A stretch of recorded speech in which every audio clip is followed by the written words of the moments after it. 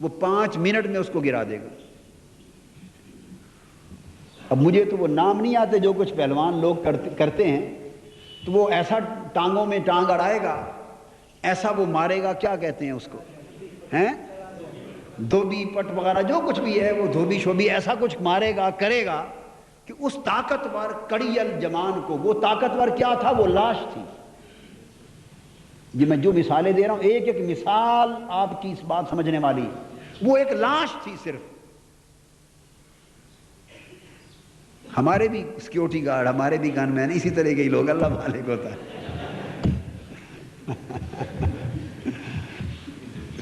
یہ اب ہم مزاح میں کہتے ہیں کہ محافظ تو اللہ ہی ہے، ہمارا تو دکھلاوا ہوتا ہے یہ سارا۔ یعنی وہ ایک لاش تھی، تو دیکھنے میں اس کو کوئی گر، کوئی راز، کوئی فن تو آتا نہیں تھا، تو بس معراج دین پہلوان نے اسے 5 منٹ میں پچھاڑ کے نیچے رکھ دی گر کی وجہ سے۔ بس یہ بات ہے۔ وہ جو مسلمان تھا صحیح العقیدہ، اس کا فکر ذہن ایک لاش تھا، اس کے پاس تو کوئی گر نہ تھے، کوئی فن نہ تھا، کوئی راز نہ تھا، کوئی علم نہ تھا، کوئی دلیل نہ تھی۔ مخالف تھا، بچہ بھی پہلوان تھا۔ وہ چھوٹے چھوٹے بچوں کو باتیں سکھا دیتے، چند آیتیں رٹا دیں گے، غلط ترجمے سکھا دیں گے، کچھ حدیثیں رٹا دیں گے، غلط ترجمے سکھا دیں گے، غلط ترجمے سیاق و سواق سے ہٹائے ہوئے۔ اس غریب کو تو ایک لفظ بھی نہیں آتا تھا، کچھ حوالے غلط مرت بتا دیں گے، کچھ اپنی کتابوں سے ریفرنسز یاد کرا دیں گے، دھوکہ دہی پر مبنی۔ بس وہ آ کے اپنے گر لائے گا، اس کو دکھائے گا، یہ پڑھے گا، دیکھے گا، اور اس وقت سمجھ آئے گی جب پشت کے بل گر چکا۔ اس طرح گھرانوں کے گھرانے جل گئے، برباد ہو گئے، گمراہ ہو گئے۔ اور جب وہ بیج بیٹھ جاتے، ذہن خراب ہو جاتا ہے، اس کے بعد اس کے اعزا کار اس کو جہاں کہیں لے جاتے پھریں، تو پھر نصیب کی بات ہے کہ گمراہ ہونے کے بعد کوئی پلٹ کر ہدایت پر آ سکے، پھر نصیب کی بات۔ لہذا ہر مسلمان کی اپنے عقیدے اور اپنے اخلاق، عمل، ہر چیز کے دفاع اور بقا کی محنت ہونی چاہیے۔ یہ میں نے آپ کو بنیادی چیز بتائی، سو ضروری میں نے بھی ضروری جانا کہ یہ وہ چیز ہے جس کو بنیادی طور پر آپ کے ذہن نشین کرایا جائے۔ اور آپ کے نہیں، جب ہم کوئی بات کرتے ہیں اس کا مطلب ہے یہ لاکھوں کروڑوں انسانوں کے ذہن نشین ہو رہی ہوتی، کہ وہ کیسٹس پھر پوری دنیا میں جاتی ہیں اور لوگ سنتے ہیں۔ لہٰذا جہاں سے میں بات شروع کرنا چاہتا ہوں وہ یہ کہ اللہ رب العزت نے یہ فرمایا، ما کان محمد ابا احد من رجالکم، کہ حضرت محمد صلی اللہ علیہ وآلہ وسلم تم میں سے کسی رجل، یعنی کسی رجل کہتے ہیں بالغ مرد کو، نابالغ بچے کو رجل نہیں کہتے، اس کو ولد کہتے ہیں عام لغت عرب میں استعمال کے لیے۔ یہ نہیں فرمایا کہ محمد صلی اللہ علیہ وسلم تم میں سے کسی بچے کے باپ نہ تھے، نہیں فرمایا۔ یہ بھی نہیں فرمایا ما کان محمد ابا احدکم، یہ بھی فرما سکتے تھے، نہیں فرمایا کہ حضرت محمد صلی اللہ علیہ وسلم تم میں سے کسی کے باپ نہ تھے، یہ بھی نہیں فرمایا۔ تم میں سے کسی کے باپ نہ تھے نہیں فرمایا، اس لیے کہ یہ بات غلط ہوتی۔ آپ کے تو 3 صاحبزادے تھے اور بعض روایات کے مطابق 4 تھے۔ حضرت ابراہیم بھی آپ کے صاحبزادے، حضرت طاہر بھی آپ کے صاحبزادے، حضرت طیب بھی آپ کے صاحبزادے، حضرت قاسم بھی آپ کے صاحبزادے، اور بعضوں نے کہا کہ حضرت طاہر اور طیب ایک ہی صاحبزادے کے نام تھے، لقب تھے۔ تو آپ کے تو صاحبزادے تھے، وہ چھوٹی معصومیت کی عمر میں وصال فرما گئے، بچپن میں ہی، جوان سال نہیں ہوئے، بالغ نہیں ہوئے۔ تو قرآن مجید نے فرمایا ما کان محمد ابا احد من رجالکم، تم میں کہ حضرت محمد صلی اللہ علیہ وسلم تم میں سے کسی بالغ مرد کے باپ نہ تھے، ولیکن رسول اللہ، بلکہ وہ تو اللہ کے رسول تھے۔ اب یہاں سوال پیدا ہوتا ہے کہ اللہ کا رسول ہونا اور کسی جوان سال یا بالغ مرد کا باپ نہ ہونا، ان 2 چیزوں کا آپس میں تعلق کیا ہے؟ کیا پہلے انبیاء بالغ مردوں کے باپ نہیں ہوتے رہے؟ ابراہیم علیہ السلام، حضرت اسماعیل اور حضرت اسحاق علیہ السلام جوان مردوں کے باپ ہوئے. حضرت اسحاق علیہ السلام حضرت یعقوب علیہ السلام مرد کے باپ ہوئے. یعقوب علیہ السلام حضرت یوسف علیہ السلام کے باپ ہوئے جوان مردوں کے. سلیمان علیہ السلام، داؤد علیہ السلام، یحییٰ علیہ السلام، زکریہ علیہ السلام کی اولاد ہوئے. تو یعنی رسالت کا ابوت سے، باپ ہونے سے کیا ٹکراؤ ہے؟ یہ سوال ہے. اس سوال کے جواب میں ہی ختم نبوت کا مسئلہ ہے، بلکہ سارا مضمون ختم نبوت اسی سوال کے جواب میں مکمل ہو جاتا ہے. سارا مضمون ختم نبوت کا اسی سوال کے جواب میں مکمل ہو جاتا ہے. یہ قرآن مجید کا اعجاز ہے. اب ہمارا نقص ہے کہ ہمیں سمجھ آئے یا نہ آئے، یا کوئی سمجھائے یا نہ سمجھائے، ہماری کمزوری. تو سوال یہ پیدا ہوا کہ رسالت اور نبوت میں اور ابوت میں، کسی جوان مرد کے باپ ہونے میں، ابوت تو بچے کا باپ بھی ابوت کا حامل تو ہوتا ہے، مگر ہم ابوت خاص لے رہے ہیں جوان مرد کا باپ ہونے میں اور نبی اور رسول ہونے میں. تو کوئی ٹکراؤ ہی نہیں ہے، کوئی نفی، کوئی تناقض، کوئی تضاد نہیں. اللہ کا رسول جوان مردوں کا باپ ہو بھی سکتا ہے اور جوان مردوں کا باپ نہیں بھی ہو سکتا. اللہ اولاد دے، اولاد جمع ہو جائے تو باپ ہو گیا جوان مردوں کا. اگر اولاد نہ ہوئی یا نرینہ نہ ہوئی تو نہ ہوا. تو اس کا رسالت پر تو کوئی اثر نہیں پڑتا، اور رسالت کی یہ تو شرط ہی نہیں ہے. لہٰذا آیت کریمہ کو اس مضمون سے شروع کرنے کی حکمت کیا ہے؟ یہ کیوں فرمایا گیا کہ حضرت محمد صلی اللہ علیہ وسلم تم میں سے کسی جوان مرد کے، بالغ مرد کے باپ نہ تھے؟ یہ کیوں فرمایا؟ اب جو بات بتانا چاہتا ہوں وہ یہ کہ ابوت کا جو حضور علیہ السلام کے حوالے سے ذکر آ رہا ہے کہ وہ کسی بالغ مرد کے باپ نہ تھے، اس کا تعلق ولاکن رسول اللہ سے نہیں بلکہ وخاتم النبیین سے ہے. فرمایا بلکہ وہ تو اللہ کے رسول تھے. اللہ کے مطلقاً اور محض اللہ کے رسول ہونے سے اس بات کی نفی کا کوئی تعلق نہیں ہے کہ وہ کسی مرد کے باپ نہ تھے، بلکہ اللہ کے رسول تھے. یہ جوڑ اس مرد کا باپ نہ ہونا، اس کا جوڑ رسول اللہ سے نہیں بلکہ وخاتم النبیین سے ہے. اس سے جوڑ ہے کہ رسول حضرت محمد صلی اللہ علیہ وآلہ وسلم تم میں سے کسی بالغ مرد کے باپ نہ تھے، بلکہ وہ تو اللہ کے ایسے رسول تھے کہ جو آخری نبی تھے. بلکہ وہ تو اللہ کے ایسے رسول تھے کہ جن پر نبوت اور رسالت کا سلسلہ ختم کر دیا گیا تھا، جو سلسلہ نبوت کو ختم فرما دینے والے تھے، جو سلسلہ رسل کو ختم فرما دینے والے تھے، اور جو نبیوں اور رسولوں میں آخری نبی بن کے آئے تھے، وہ تو ایسے رسول تھے. تو اس چیز کا تعلق اس امر سے ہے.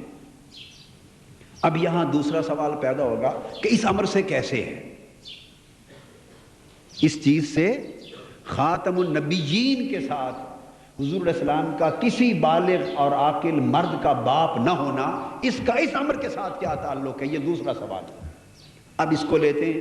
ہاں، اس امر سے یہ تعلق ہے کہ اللہ تبارک و تعالیٰ نے وہ ساری فضیلتیں جو آدم علیہ السلام سے لے کر سیدنا عیسیٰ علیہ السلام کو عطا کی تھی، نبوت کے باب میں، رسالت کے باب میں، وہ تمام معجزات، وہ تمام کمالات، وہ تمام خزائل، وہ تمام خصائل، وہ تمام فضائل، وہ تمام عظمتیں، وہ تمام رفعتیں اور وہ تمام فضیلتیں جو حضرت آدم علیہ السلام سے لے کر سیدنا عیسیٰ علیہ السلام تک اللہ رب العزت نے جملہ نبیوں کو اور جملہ رسولوں کو متفرق طور پر، منتشر طور پر عطا کی تھی. حضور علیہ السلام کی نبوت اور رسالت کا خاصہ یہ تھا کہ ہر فضیلت جو کسی کو دی کسی کو نہ دی، مگر حضرت آدم سے حضرت عیسیٰ تک وہ ساری فضیلتیں نبوت محمدی کی جھولی میں جمع کر دی تھی. وہ ساری عظمتیں رسالت محمدی میں یکجا کر دی تھی. وہ سارے وہ جزات جو مختلف انبیاء اور نبیوں کو بات کر دیے تھے، وہ دست مصطفیٰ پر جمع کر دیے تھے. اور وہ سارے کمالات جو اللہ پاک نے تمام انبیاء اور رسولوں کو متفرق طور پر عطا کیے تھے، ان سارے کمالات سے حضور کی حسن نبوت کو مزین کر دیا تھا، آپ کے حسن رسالت کو آراستہ کر دیا تھا۔ گویا آقا علیہ السلام کو ایسا سورج بنایا تھا کہ وہ سارے ستارے جس جس طرح کی چمک لے کر آسمان نبوت پر چمکتے رہے اور ڈوبتے رہے، جب سورج نبوت مصطفیٰ کا وقت آیا تو سارے ستاروں کی چمک حضور کے چہرے میں جمع کر دی، ساروں کی دمک، ان سب ستاروں کی نبوت اور رسالت کے آسمان کی ستاروں کی چمک، ان کی دمک، ان کا حسن، ان کی روشنی، ان کا کمال، ان کی رفعت، ان کی نکہت، سب کچھ لا کے آقا کی ذات میں، آقا کی نبوت اور رسالت میں جمع کر دیا۔ اور ایک چھوٹی سے چھوٹی فضیلت بھی ایسی نہ چھوڑی، ایک چھوٹی سے چھوٹی فضیلت بھی ایسی نہ چھوڑی جو حضرت آدم سے حضرت عیسیٰ تک کسی نبی یا رسول کو دی ہو اور دامن مصطفیٰ اس سے خالی ہو۔ اس لیے کہ اگر حضور کا دامن کسی فضیلت سے خالی رہ گیا تو وہ فضیلت فضیلت ہی نہ رہی، وہ فضیلت فضیلت ہی نہ رہی۔ اور اس کا اصول یہ ہے کہ جب سب انبیاء کو نبوت بھی حضور کے تصدق سے ملی تھی، عالم ارواح میں سب انبیاء کو نبوت کے دیے جانے کا فیصلہ بھی حضور علیہ السلام کے صدقے سے، آقا کے توسل سے، آقا کی وساطت سے ہوا تھا۔ جب اللہ پاک نے سب انبیاء کی روحوں کو جمع کر کے حضور علیہ السلام کی روح مبارکہ کی پہچان کروائی تھی، پہچانو یہ کون ہے، تو فرمایا تھا سب روحوں نے کہ یہ حضرت محمد صلی اللہ علیہ وسلم، اور اللہ نے وعدہ لیا تھا کہ ان کو سب سے آخر بھیجوں گا اور تم سب کو پر لازم ہوگا ان پر ایمان لانا اور ان کے ڈنکے بجانا۔ وَإِذْ أَخَذَ اللَّهُ مِيثَاقَ النَّبِيِّينَ لَمَا آتَيْتُكُم مِّن كِتَابٍ وَحِكْمَةٍ ثُمَّ جَاءَكُمْ رَسُولٌ مُصَدِّقٌ لِّمَا مَعَكُمْ لَتُؤْمِنُنَّ بِهِ وَلَتَنصُرُنَّهُ، اور پھر فرمایا گواہ ہو جاؤ، تو سب انبیاء کی روحیں گواہ ہو گئیں، گواہی دی تھی، اوتھ ٹیکنگ سیریمنی ہوئی تھی، انبیاء علیہ السلام کی روحوں کی اوتھ ٹیکنگ سیریمنی ہوئی تھی۔ اور جو ڈاکومنٹ تھا پاکستان کے کانسٹیٹیوشن میں، ہر کانسٹیٹیوشن میں جب کوئی ایم این اے منتخب ہوتا ہے، سینیٹر ہوتا ہے، ایم پی اے ہوتا ہے، وزیر، صدر، وزیر اعلیٰ، گورنر، صدر جو بھی مقرر ہوتے ہیں ان سے حلف لیا جاتا ہے، اور حلف کا ایک مضمون ہوتا ہے، حلف کا ایک اوتھ کا۔ ہمارے پاکستان کے کانسٹیٹیوشن میں اوتھ کا بھی مضمون درج ہوتا ہے، یہ بھی کانسٹیٹیوشن کا حصہ ہوتا ہے کہ ان الفاظ پر حلف لیا جائے گا، اوتھ لی جائے گی۔ تو جب انبیاء علیہ السلام کو نبوت، ان کی روحوں کو نبوت کے لیے چننے کا فیصلہ کیا جانا تھا، آپ بھی جب چن لیتے ہیں تو بعد میں ہوتا ہے نا حلف، تو اللہ نے جن روحوں کو چن لیا کہ ان کو نبی بناؤں گا، تو اس چناؤ کے وقت ان سے حلف لیا، اللہ نے خود حلف لیا۔ کس نے؟ اذ اخذ اللہ میثاق النبیین، اللہ نے حلف لیا۔ تو تمام 1,24,000 یا کم و بیش انبیاء علیہ السلام کی روحیں گویا عالم ارواح میں قطار میں کھڑی کر دی، گویا قطار میں کھڑی کر دی، اور اللہ پاک نے ان سے حلف لیا۔ اب حلف کیا تھا؟ اب اوتھ نکالی گئی، اوتھ کا کاغذ، یہ گویا اوتھ سمجھا رہا ہوں، اوتھ کا، حلف کا گویا کاغذ نکالا گیا، اللہ پاک نے پڑھا اور انہوں نے کمٹ کیا، اقرار کیا۔ اب ہر کوئی منتظر تھا کہ آج اللہ ہم سے حلف لے رہا ہے، حلف کا مضمون کیا ہے؟ لوگ تو یہ حلف کا مضمون لیتے ہیں نا کہ تم وفادار رہو گے، اس آئین کو مانو گے، میرے وفادار رہو گے، قربان جائیں مولا تجھ سے۔ حلف اس بات کا لینا چاہیے نا کہ میرے نبی بن کے جا رہے ہو تو میرے وفادار رہو گے۔ نبی کس کے بن کے آ رہے تھے؟ اللہ کے۔ کس کے؟ اللہ کے۔ نبی بنانے والا کون تھا؟ نبوت دینے والا کون تھا؟ نبی رسول بنا کے بھیجنے والا کون تھا؟ خالق کون تھا؟ اللہ۔ تو حلف تو یہ ہونا چاہیے تھا نا کہ میرے وفادار رہو گے، میری اطاعت بجا لاؤ گے، میری بندگی کا ڈنکا بجاتے رہو گے، میری خدائی اور میری توحید کے تذکرے کرتے رہو گے۔ حلف تو یہ ہونا چاہیے تھا نا۔ اگر ہماری عقل زیر استعمال ہوتی مگر ہم کہاں تھے، وہ تو اللہ کا فیصلہ تھا۔ اب جب اوتھ کا وقت آیا کہ گواہی دو، حلف دو، سب تیار ہیں حلف کے لیے، حلف نامہ نکالا گیا۔ کیا؟ حلف نامہ نکالا گیا۔ تو حلف نامے کا لفظ یہ تھا، اذ اخذ اللہ میثاق النبیین، آگے لما آتیتکم من کتاب و حکمہ، جب تمہیں کتاب و حکمت دوں گا، نبی بنا کے بھیجوں گا، رسول بنا کے بھیجوں گا۔ اس کے بعد اب آگے حلف نامہ آ رہا ہے کہ تم وعدہ کرو کیا کرو گے۔ جب تم نبی اور رسول بن کے دنیا میں جاؤ گے تو وعدہ کرو کیا کرو گے۔ اب حلف ہو رہا ہے۔ حلف کیا تھا؟ ثم جاءکم رسول، پھر میرے سونے مکھڑے والا آئے گا، پھر میرا سانول آئے گا، پھر میرا ڈھول ڈھولن من موہن آئے گا، میرا مدنی آئے گا، یہ خاتم الانبیاء یہ آئے گا۔ رسول سن رہے ہیں اور بیان کر رہے ہیں۔ اب حلف نامہ کیا ہے؟ لَتُؤْمِنُنَّ بِهِ وَلَتَنْصُرُنَّهُ، لوگ ان کی روحوں کو شاید انتظار ہوگا کہ اللہ پاک ہم سے اپنی وفاداری کا حلف لے گا، مگر جب حلف نامہ کھلا تو خدا نے اپنی نہیں اپنے مصطفیٰ کی وفاداری کا حلف لیا۔ حلف دو کہ میرے مصطفیٰ کے وفادار رہو گے، حلف دو کہ میرے مصطفیٰ کے، اس نبی آخر الزمان کے وفادار رہو گے۔ لَتُؤْمِنُنَّ بِهِ وَلَتَنْصُرُنَّهُ، اس نبی کے وفادار رہو گے، اس پر ایمان لاؤ گے، اس کی وفاداری کرو گے، اس کے مشن کی مدد کرو گے، اس کے ڈنکے بجاؤ گے۔ اور جب یہ حلف لے چکا تو پھر سگنیچر ہوتے ہیں نا، ایک طریقہ ہے، حلف لینے والے سائن کرتے ہیں نا۔ فرمایا گواہی دو، انہوں نے گواہی دے دی، فاشہدوا، گواہی دے دی۔ اور جب وہ گواہی ڈالتے ہیں تو اس کے بعد حلف لینے والا اپنے سائن کر دیتا ہے کہ ہاں میں تمہاری گواہی پر گواہ ہوں۔ تو اللہ نے فرمایا انا معکم من الشاہدین، تمہاری گواہی پر میں گواہ ہوں۔ تو سنو، تمام انبیاء اور رسولوں کا حلف نبوت کیا تھا؟ وفاداری محمد صلی اللہ علیہ وسلم۔ یہ آج کا بیان کا لب لباب ہے۔ تمام انبیاء اور رسولوں کا حلف نبوت کیا تھا؟ یہ حلف نامہ نبوت، بولیے حلف نامہ نبوت کیا تھا؟ وفاداری مصطفیٰ صلی اللہ علیہ وسلم، وفاداری خاتم الانبیاء صلی اللہ علیہ وسلم، یہ حلف نامہ نبوت۔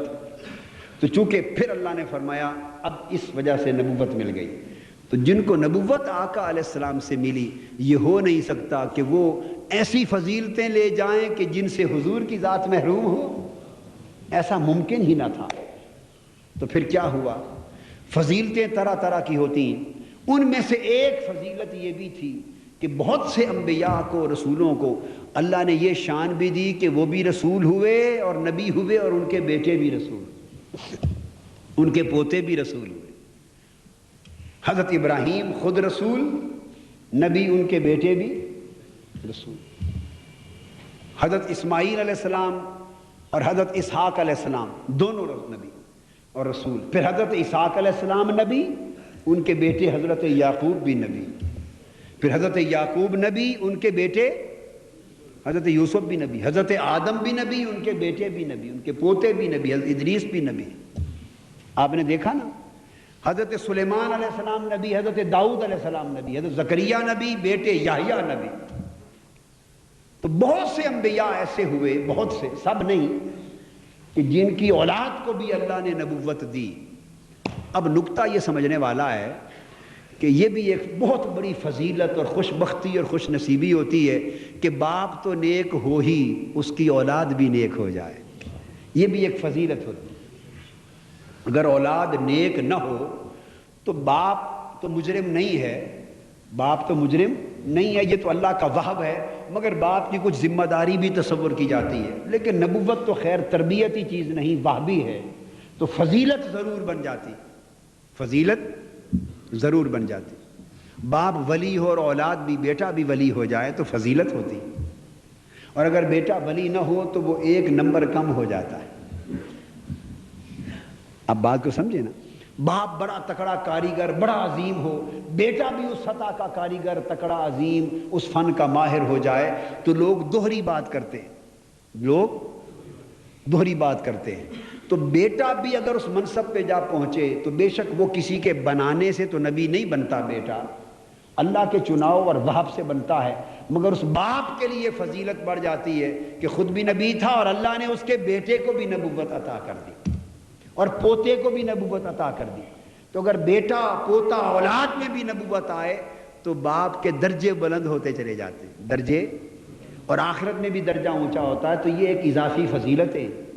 تو بہت سے انبیاء کو اللہ نے یہ فضیلتیں دی تھی کہ ان کے بیٹے، ان کے پوتے اولاد بھی نبی ہوئی تھی. اب یہ فضیلت موجود تھی اور حضور علیہ السلام کی آمد پر اللہ نے فیصلہ کر لیا تھا روز اول سے کہ ان کے بعد کوئی نبی نہیں ہوگا، یہ آخری نبی، ان پر نبوت اور رسالت کا سلسلہ ختم کر دیا جائے گا. یہ فیصلہ ازل سے ہو چکا تھا، ازل کے قلم نے لکھ دیا تھا، خلاق عالم نے اس کا اعلان کر دیا تھا، ثم جاءکم، تم سب کے بعد یہ آئے گا، اس کے بعد کوئی نبی اور رسول نہیں آئے. تو جب ختم نبوت کا اور ختم رسالت کا فیصلہ ہو چکا تھا، اب حضور علیہ السلام کے بعد کسی کو نبوت اور رسالت ملے، کسے باشد، کوئی بھی ہو، کوئی بھی ہو، کسی کو نبوت اور رسالت ملے، یہ تو ممکن نہ تھا، یہ تو ممکن نہ تھا. باب نبوت بند ہونے والا تھا اور دروازہ رسالت اس پر تالا لگنے والا تھا اور نبوت اور رسالت ہمیشہ کے لیے آقا کی آمد پر ختم ہونے والی تھی. تو ایک طرف تو یہ فیصلہ کہ حضور علیہ السلام کے بعد تو کوئی بھی نبی اور رسول ہو نہیں سکتا تھا، دوسری طرف کئی نبیوں اور رسولوں کی یہ فضیلت کہ ان کے بیٹے بھی نبی ہوئے، اور بچپن میں تو نبوت نہیں ملتی، تو بلوغ کے بعد ملتی ہے، بالغ مرد ہونے کے بعد ملتی ہے. دوسری طرف یہ فضیلت تھی. اب کیا تھا، اگر حضور علیہ السلام کے بیٹے جمع ہو جاتے، آقا کے بیٹے جمع ہو جاتے، عاقل بالغ مرد کی عمر کو پہنچ جاتے اور مرد کہلاتے، جمع مرد ہو جاتے، تو اب دو صورتیں ہوتی. جمع مرد ہو جاتے تو دو صورتیں ہوتی. ایک یہ کہ محبوب جن کو درجہ آپ سے کم دیا ان کے تو بیٹے بھی نبی ہوں، اور جب قیامت کا دن آئے تو آپ کا بیٹا بھی جوان مرد ہو اور نبوت سے محروم رہے، تو اس ایک فضیلت میں ان کا درجہ بڑھ جائے گا. وہ کہیں گے ہم تو وہ نبی ہیں کہ ہمارے بیٹے بھی نبی، ہمارے پوتے بھی نبی. آپ کی نگاہیں جھکی ہوں گی کہ بیٹے جوان بھی ہوئے، مرد بھی ہوئے، مگر نبی نہ ہوئے. اس ایک فضیلت میں وہ نمبر لے جائیں گے. یہ خدا کی غیرت کو گوارا نہ تھا، چونکہ فیصلہ تھا کہ محبوب کے بعد کوئی نبی بھی نہ ہو، لہذا حضور علیہ السلام کو کسی جوان مرد کا باپ ہی ہونے نہ دیا. بیٹے بھی دیے، کیا بیٹے بھی دیے کہ کوئی یہ تانا نہ ہو کہ بیٹا نہ ہوا، کہ کوئی یہ تانا نہ دے کہ بیٹا نہ ہوا. بیٹے بھی دیے اور بچپن میں لے بھی لیے کہ یہ تانا بھی نہ ہو کہ بیٹا جوان بھی ہوا پر نبی نہ ہوا. بیٹا نہ ہونے کے تانے سے بھی بچایا اور جوان ہو کر نبی نہ ہونے کے تانے سے بھی بچایا. یہودی ہی کہہ دیتے، بائبل پڑھنے والے ہی کہہ دیتے کہ ہمارے فلاں نبی کی تو نسل بھی اولاد ہوئی، تو تمہارے نبی کے تو بیٹے جوان ہو کر بھی نبی نہ ہوئے، تو درجہ ہمارے نبی کا اونچا ہے یا تمہارے کا؟ تانا دیتے.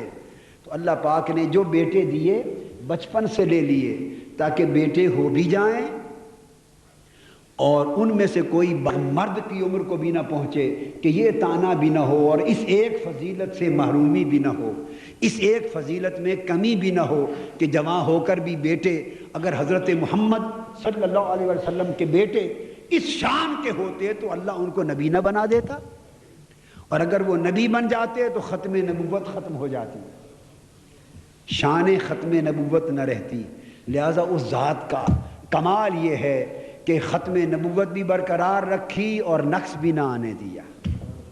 نقص بھی، اب یہ تانا کوئی نہیں دے سکتا کہ بیٹے نبی نہ ہوئے. بھئی بیٹا جوان ہی کوئی نہیں ہوا، کوئی جوان ہوتا تو نبی ہوتا، جوان ہوتا تو نبی ہوتا. تو معصوم بچپن میں انتقال کر گئے اور 2 سال کی عمر میں تھوڑا کوئی نبی ہو کسی کو بعثت ہوتی ہے اور نبوت کا اعلان کیا جاتا ہے.